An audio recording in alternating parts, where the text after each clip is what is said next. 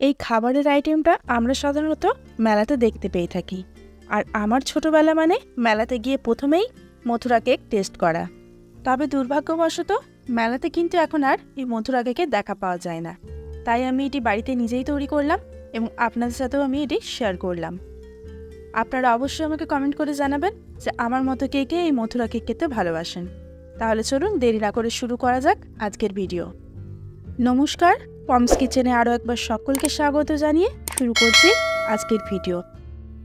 Mathura cake বানানোর জন্য প্রথমে আমি এখানে নিয়েছি 150 গ্রাম টক দই, 100 গ্রাম চিনির গুঁড়ো, vanilla essence, 1 tablespoon baking powder আর অল্প একটু পরিমাণ টুটি ফুটি যদি বাড়িতে না থাকে তাহলে অবশ্যই আপনারা কিশমিশ বা চেরিকে কুচো করেও দিতে পারেন। এরপর একটা বোলের মধ্যে আমি প্রথমেই নিয়ে নিচ্ছি টক দইটা নর্মাল টেম্পারেচারেই রাখা ছিল। ফ্রিজ থেকে বের করে আপনারা একদম ডাইরেক্ট করবেন না, কিছুক্ষণ বাইরে রেখে তারপর আপনারা এটা তৈরি করবেন। টক দইটা 2 মিনিট একটু হ্যান্ড ব্লেন্ডারের সাথে ব্লেন্ড করে এর মধ্যে আমি দিয়ে দেবো 100 গ্রাম মতো চিনির গুঁড়ো। এখানে কিন্তু গুঁড়ো চিনি আপনারা ব্যবহার করবেন। চিনি কিন্তু গোটা দিয়ে দিলে তারপর ব্যাটারটা আরও পাতলা হয়ে যাবে। এরপর এটাকে 5 থেকে 7 মিনিট আমি একটু ব্লেন্ড করে নেব। দেখুন ব্লেন্ড করার পর ব্যাটারটা কতটা পাতলা হয়ে গেছে। এরপর এর মধ্যে দিয়ে দিলাম টুটি ফুটি আর 1 টেবিল স্পুন বেকিং পাউডার। তারপর আবারও খুব ভালোভাবে মিশিয়ে নিলাম। এরপর 5 থেকে 6 ফোঁটা ভ্যানিলা এসেন্স আমি দিয়ে দিলাম। যে কোনো কেক শপে আপনারা এই ভ্যানিলা এসেন্সটা পেয়ে যাবেন। তারপর সমস্ত কিছু খুব ভালোভাবে মিশিয়ে নিলাম এবং ওপর থেকে ছড়িয়ে দিলাম 1 চিমটে মতো লবণ। মতেই দেখুন বেকিং পাউডারটা দেওয়ার জন্য দইটা কতটা ফুলে উঠেছে। এরপর আমি দিয়ে দেব অল্প অল্প করে ময়দা। প্রথমে আমি 1 কাপ ময়দা দিলাম। এরপর এটাকে খুব ভালো করে মিশিয়ে নেব। ভালোভাবে মিশিয়ে নেওয়ার পর তারপর আবারও 1 কাপ ময়দা আমি এখানে দিয়ে দিলাম। এখানে আমার টোটাল ময়দা লেগেছে 300 গ্রামের মতো। এরপর ময়দাটাকে আমি হাতের সাহায্যে খুব ভালো করে ডলে ডলে মেখে নেব। এই ময়দাটা মাখার জন্য কোনো জলের ব্যবহার আমি এখানে করব না। ময়দাটা ঠিকই হয়েছে, হাতে লেগে যাচ্ছিল বলে আর অল্প 1 চামচের মতো ময়দা আমি দিয়ে খুব ভালোভাবে এটাকে একটা ডো তৈরি করে নিলাম।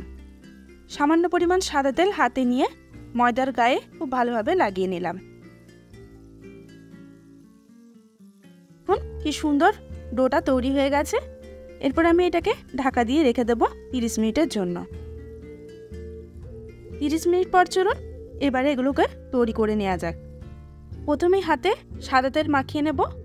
তারপর লুচির থেকে একটু বড় সাইজ করে লেচি কেটে নেব। হাতের মধ্যে খুব ভালো করে ঘুরিয়ে ঘুরিয়ে একটা চ্যাপ্টা আকারের ডো তৈরি করব। তারপর মাঝখান থেকে দেখুন একটা আঙ্গুল দিয়ে বেশ ছোট্ট মতো একটা ফুটো করে নেব। এইভাবেই এই কেকগুলোকে দেখুন আমি তৈরি করে নিচ্ছি। একসাথে সবগুলোকে তৈরি করব না, তাহলে কিন্তু প্লেটে ছিটে যাবে। যে কটা ভাজবো 2-3টে করেই আমি কিন্তু এখানে করব। এবার অন্যদিকে তেলটাকে খুব ভালোভাবে গরম করতে বসিয়ে দিয়েছিলাম। তেল আমার খুব ভালোভাবে গরম হয়ে গেছে। এবার গ্যাসটাকে একদম লো করে দিয়ে একে একে তেলের মধ্যে আমি ছেড়ে দেব।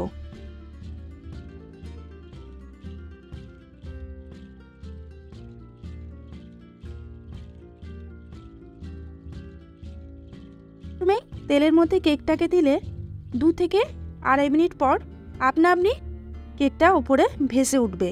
তখন একটা খুন্তির সাহায্যে আরেক পিঠে উল্টে দেব। আমি আবারও আপনাদের বানানোটা দেখিয়ে দিচ্ছি। এভাবেই কিন্তু খুব সহজেই আপনারা সমস্ত কেকগুলোকে তৈরি করে নিতে পারবেন। দেখুন কেকগুলো কি সুন্দর ফুলে উঠেছে। এইভাবেই আমি 2 পিঠ খুব ভালোভাবে কিন্তু ভেজে নেব। এই সময় গ্যাসটাকে একদম লো করে দিতে হবে, তাহলে কিন্তু ভেতরটা কাঁচা এবং ওপরটা লাল হয়ে যাবে।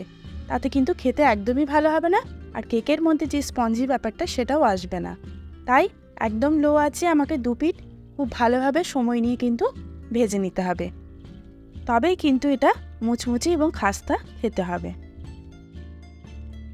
এবার অন্যদিকে একটা প্লেটের মধ্যে আমি নিয়ে নেব কিছুটা পরিমাণ চিনির গুঁড়ো ও বড় চামচের 2 চামচ গুঁড়ো দুধ। এবার এটাকে খুব ভালোভাবে আমি মিশিয়ে নেব। ভালোভাবে আমার মেশানো হয়ে গেছে। তারপর ওই বানানো কেকগুলোকে এই গুঁড়ো দুধ এবং চিনির মধ্যে ভালো করে মাখিয়ে নেব। তারপর একে একে করে প্লেটের মধ্যে সাজিয়ে নেব।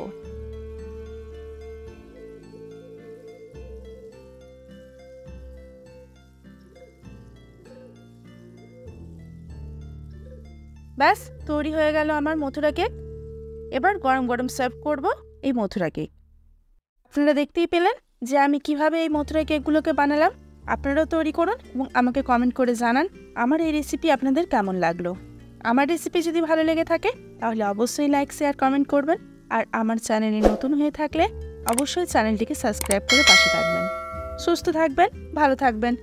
আবারও দেখা হবে অন্য একটি রেসিপির সঙ্গে।